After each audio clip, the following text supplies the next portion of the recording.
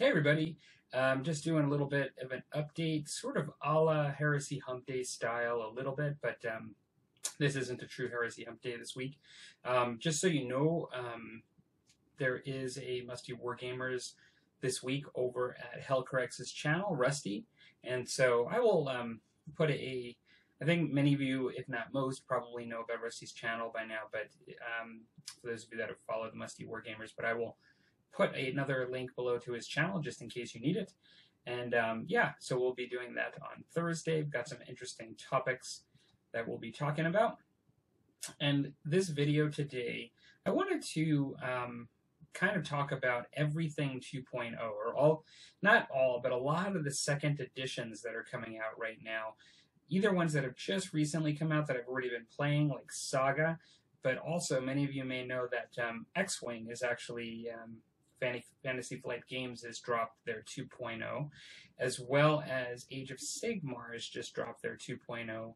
And now this one may not seem like 2.0, but for many of you that remember that video there from a old Heresy Hump Day where I talked about Adeptus Titanicus, that was actually mentioned at the same time as Age of Sigmar. Now, that's not being branded as a 2.0, but for those of you that are long-time Games Workshop fans that are into 40k, you may remember that Adeptus Titanicus has already been released just a really long time ago, and there was a box, you know, with the same idea of what they're doing now, and then it actually had many iterations after that, where it turned into things like Epic, where you had more than just the Titans. And so I'm going to kind of just talk a little bit about this today. It's been I'm a little flushed today because I was actually out running at around a reservoir where I live today, and it was my first run in the outdoors. I've been on the treadmill for the last few months, and so that felt really good, but it was really hot, and dinner is over for the kids, and I'm having a beer and doing this little chat with you guys. And so I wanted to start with Saga. Now, I talk about Saga a lot, but I'm actually 3 games in with the second edition rules now. Now, that's not a ton, but you know, I suppose I do have a bit of more of an impression than after my first game when I was just sort of learning the rules. And I am really liking Saga. I have to say, because I really liked it before, it kind of feels weird for me to say that I like it even better now, but I'm just really enjoying it.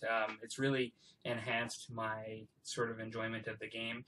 I find that it is a bit smoother now, it feels.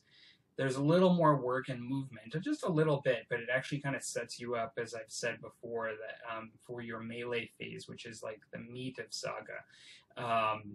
And it sets you up really well, where you don't have to worry so much about who's in there attacking and who isn't. And so, yeah, overall, I'm really enjoying it.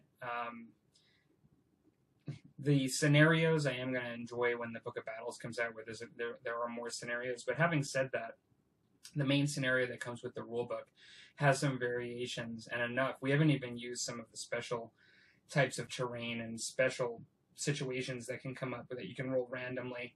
But even with just the randomized deployment that's on it, and then just the slight tweaks to the new way that you place terrain, I'm actually really enjoying it, and have had enjoyed the games that I've had so far. One of the things that was really good as well is that I think overall, like, there are still some warbands that either weren't exactly Dark Ages. I know they've come out with the Crusades already, the Crusades book, but there were some that didn't make the crossover, but the vast majority did. Now, even the Skraelings did actually recently get a board, for those people that like the Skraelings.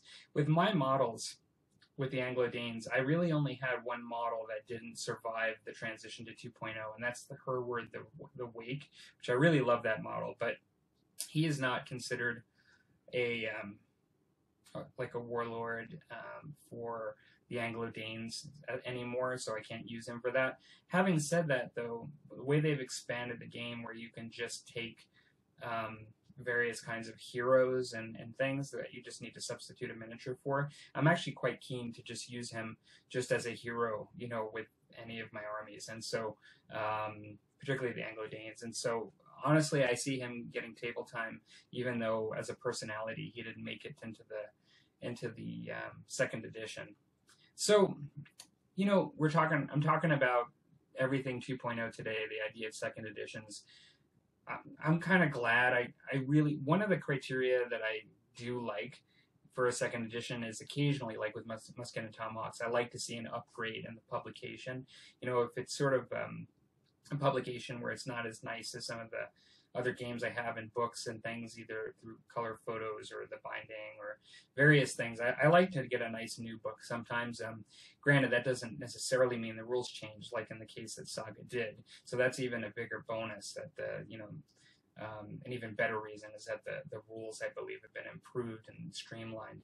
But I'm kind of happy that I went 2.0 on Saga. So it was like the publication, it was the rules, it feels smoother.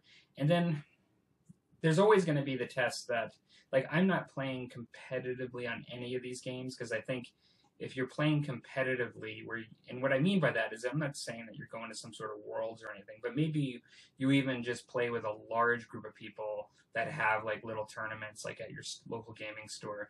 Then if that's sort of your scene and that's like one of your main games that you'll like dedicate an evening to, I can see just doing the 2.0, like 3.0, whatever it is, like just continuing on. You know, part of it may depend on like how many games you play and whether or not you need to make that decision as to whether you feel you do, as to whether it's time to drop off and to do something else. I've really enjoyed my time in Saga with the first edition, and so I'm also really enjoying the second.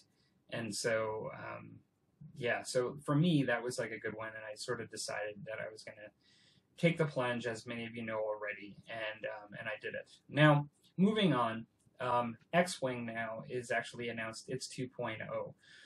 So I'm not going to go into all the details for all of them, like as far as what the changes and things are going to be, but with X-Wing, they are selling upgrade packs for your ships, and so like you can get all the cardboard inserts for your different models, which is a cool thing that you can get those inserted and take your old models that you have and kind of upgrade them. And I think it's something like $50 for an upgrade pack.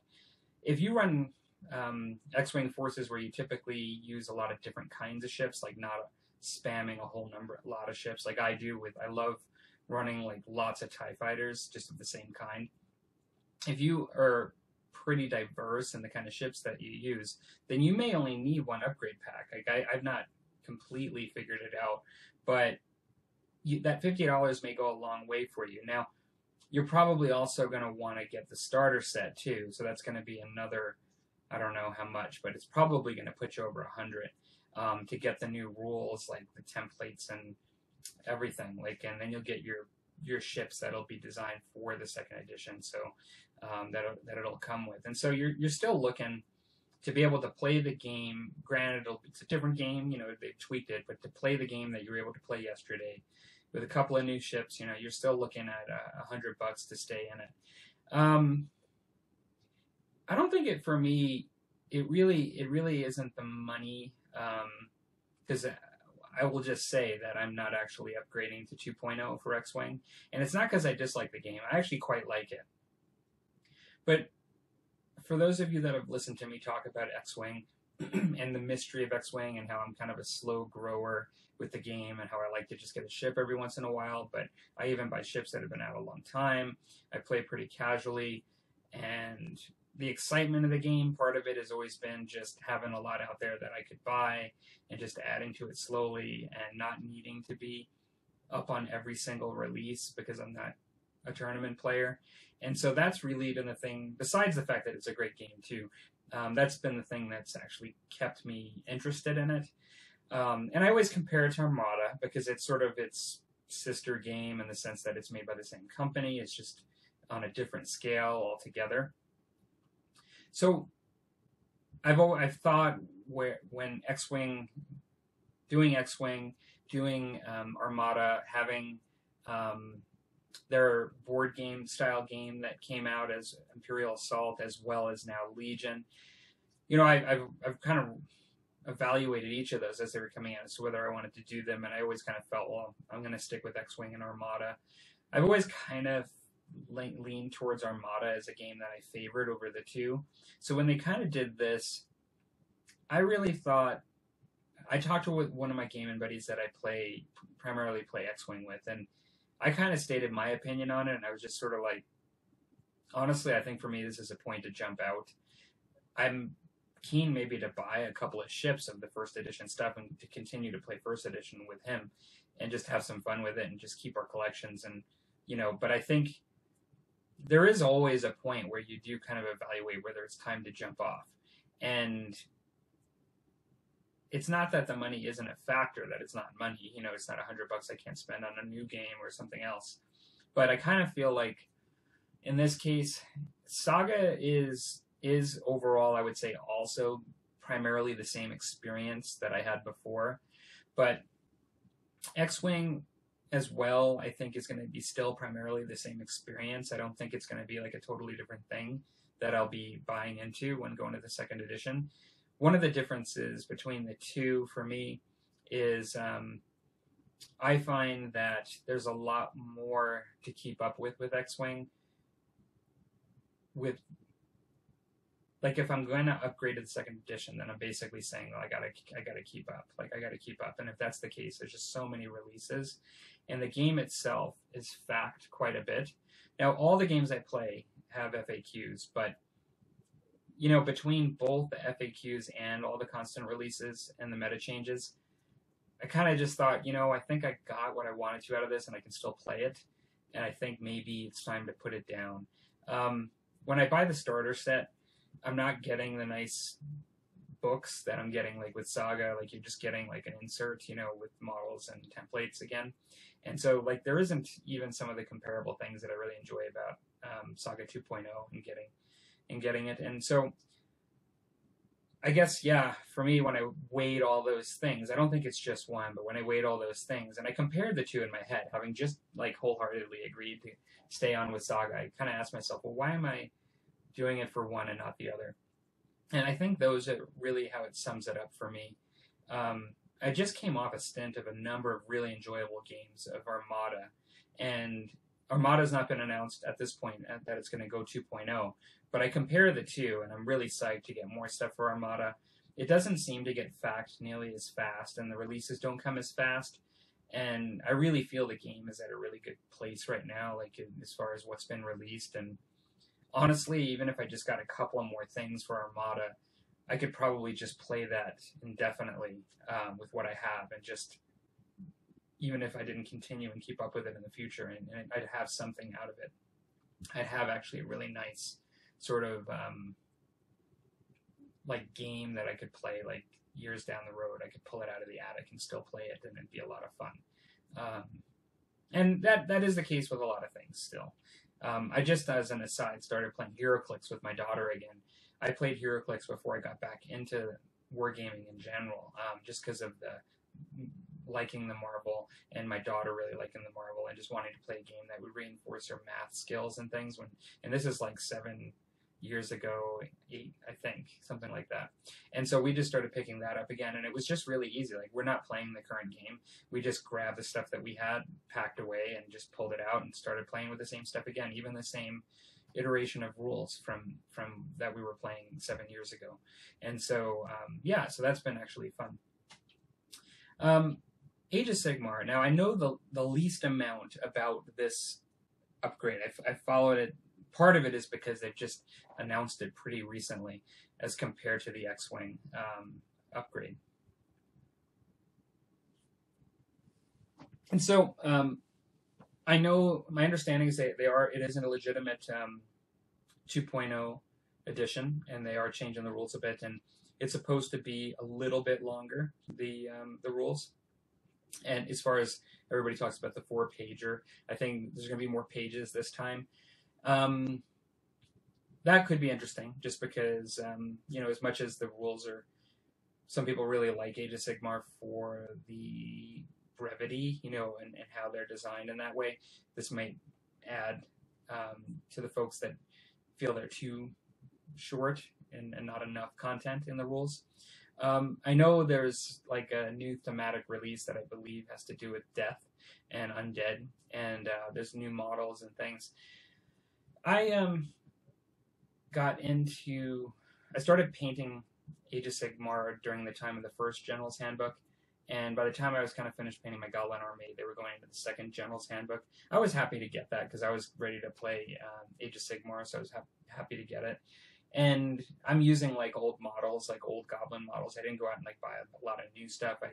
I got a lot of recycled goblins that I dipped and repainted, and I got some new stuff, but I kind of just I did as much on the cheap as I could for like any Warhammer army. There was one time I walked into my local gaming store and bought like over $100 worth of stuff, but to supplement. But overall, I got some really good deals to get to where I did. You know, I can use those models for not only Warhammer Fantasy because they're on square bases, but also I can use them for things like Dragon Rampant, which I already have, and so they're a good. It's a nice army that I still have to paint. Some of the stuff that I have for it that I haven't finished yet, and so I still will continue to do that. I would use like.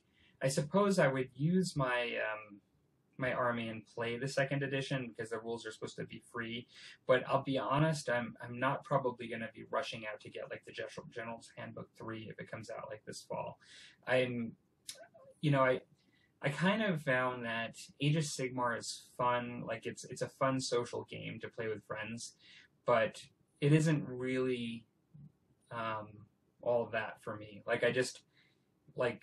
It's not, I guess, my cup of tea as something that gets me really focused and impassioned about. It's sort of like something that I can play, throw some stuff together and play with a friend. But honestly, I'm not even following like this second release. I haven't even like looked into it.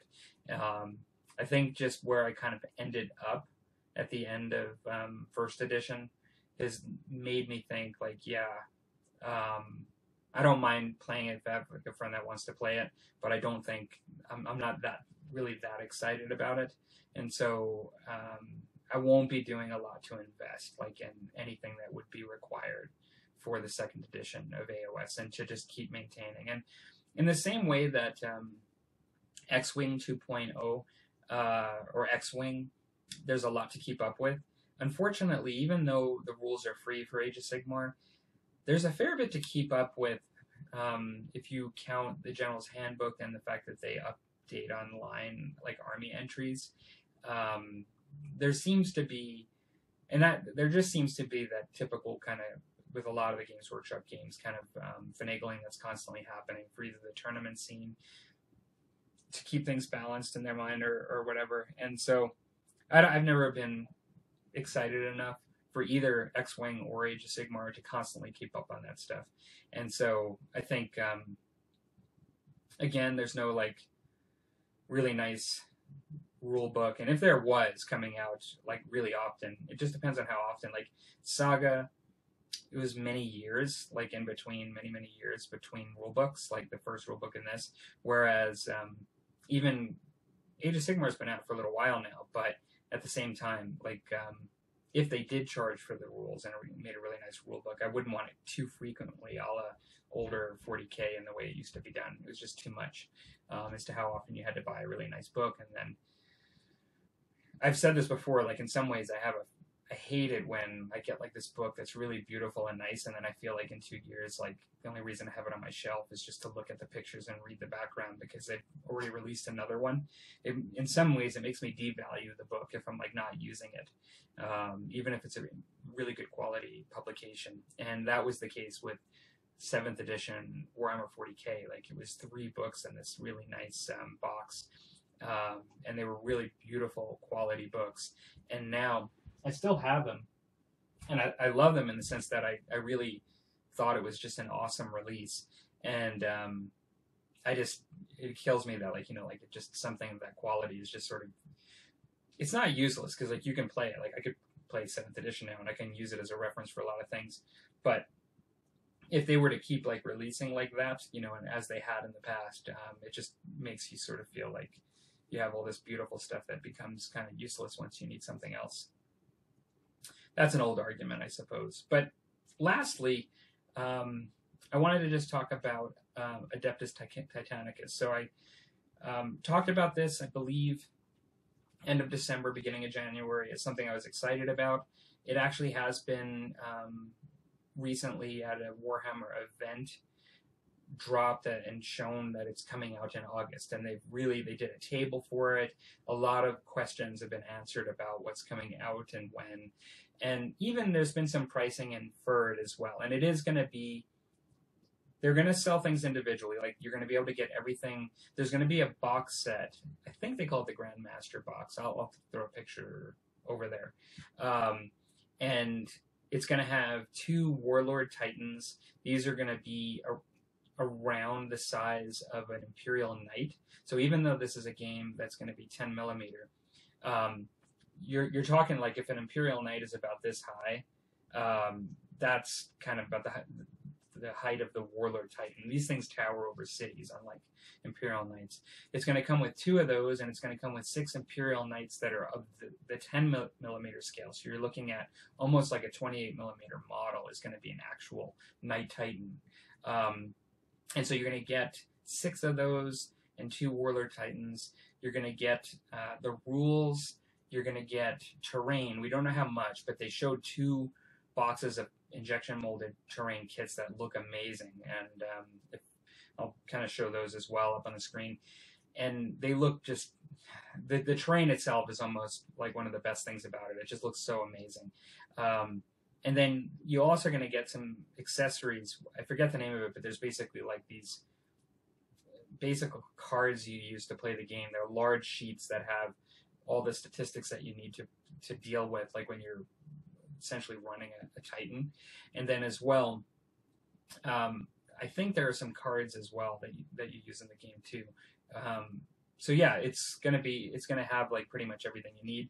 But they're saying that this box is gonna be the most expensive box release ever so far that GW's done. Now, they are plastic kits.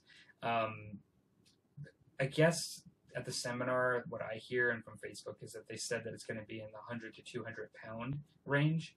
And then, there will be savings involved with buying that, because if you were to buy the 2 Titans, the 6 Knights, and just everything individually, then it would be much more expensive. Yeah, so I'm really excited about it. It looks just amazing. I'm almost definitely going to buy it, but at the same time, it's funny because I don't really work with a lot of plastic kits anymore, and there's going to be a lot of sprues in this thing. In some ways, I guess the only hesitation I have is just how much work I'm going to be doing hobby time. I love hobbying, but I have so much already that on my plate that I want to do, that I have to do, that such a big release and a big investment coming up, not that far out, a little hesitant just from that perspective. And so I've got thoughts running in my head. Do I buy it just so I have it for when I get time to do it? Or do I put other things aside and just get it? I think I'd be a little upset not getting it and getting in on it, just because I love the way it looks and I'm really interested in playing. I have one of my hobby friends looks like he's probably going to get it too. We're both kind of in the same spot where we want to see how much it's technically going to cost, but I definitely will have somebody most likely to play the game with if I do get it. Like, we'll both be getting it. It'll likely be that I guess it's possible that only one of us will get it, but I think most likely it'll be either we both don't or we both do. So we'll see. So it's really exciting, and so we were talking about that, and I guess last winter it was even thought that it could even be the following winter. So it's come up a lot quicker. Yeah, and there is also, for those of you that know this sort of universe, like 40K and the Titans and things, they have the Imperial Knights that come in the set, and then the Warlord, which is kind of surprising. It's just a really large one. There is already a Reaver Titan kit that will be released, I believe, during that time. So it's basically in between. I guess if you have one that's 28 mil, I think the Reaver is probably a little bit like a Dreadnought in size, like 40K. And then you have the Warlord, which is much bigger. There is also another one. It is the Warhound, that there is no information on at this point, but I believe it's been mentioned that they're working on it. And so there is supposed to be potentially a Warhound, which is bigger than an Imperial Knight, but smaller than a Reaver. And so that really gives a lot. I mean, it gives like 3 different classes of Titans and an Imperial Knights as well in the game. And so that should be really interesting. So that game mentioned it's 2.0, but for me it's 1.0 because I never played the original. There are some folks that still could view this as a little bit of like a new edition because it's a big expense, but also there are a lot of people that still play Epic and really quite like it. And Epic Armageddon had like the Imperial Knights, like Titanicus, Adeptus Titanicus, but it also had all of everything else, like, you know, the vehicles and the infantry and the artillery and the tanks and like even aircraft and things. And so there are some folks I heard are really deliberating on, you know, whether they're going to get it. I'd like to. For me, it'll be new. It won't be like a 2.0 thing, but I could definitely see someone that had everything from Epic kind of really wondering whether they want to make that step, because unlike with Saga and X-Wing and AOS, like I've just talked about, I suppose you could use your old stuff with the new rules, but if you're truly looking to sign up with what they're releasing, it's all like new models in a different scale than what you were using. And so depending on your comfort level with that, you may view that this is not supporting your old collection. And I could see somebody being mad about that. I mean, I was really kind of getting interested in Epic Armageddon, and I ended up really looking over like on eBay and things and considering about trying to get into it. And I decided to wait for this instead. And I wasn't really certain or even optimistic it was going to come out in August coming up, but I still thought maybe I'll just wait for this. I do a lot of kind of scavenging for older stuff, like some of you may have noticed that, you know, whether it be Ralpartha models or old Warhammer Fantasy, old Rogue Trader. I do scour for old stuff. There's a lot of money that goes into shipping costs that I probably don't keep track of well enough, but over like the years, it just adds up. And I looked at how much I was going to have to get for the Epic, and I just kind of decided I just don't want to just search everywhere for this stuff. Like and particularly since there was something else coming out, I just figured I'd hold off and just wait. So whether that was the right thing to do or not, I think is kind of nor here nor there, because Epic Armageddon looks like an amazing game. If I had all that stuff, I'd probably be very happy to play it. But given that I don't, I think I'll be seriously looking at this one for the fall. And my friend and I are not really playing much 40K stuff at the moment in the Warhammer 40K universe. This is sort of a reason to kind of get our heads back into it. I still like to read the background and things, and I've been looking for something to sort of scratch that itch. And so could possibly be this.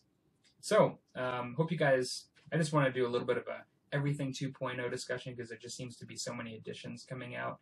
And hope you guys enjoyed some of those little news tidbits. I know I didn't go into anything too detailed or comprehensively, but yeah, interested in your guys' thoughts, whether you're subscriber or not. You know, feel free to put your comments below on what you're getting into that is actually being upgraded into a second edition recently. So, okay, take care, everybody.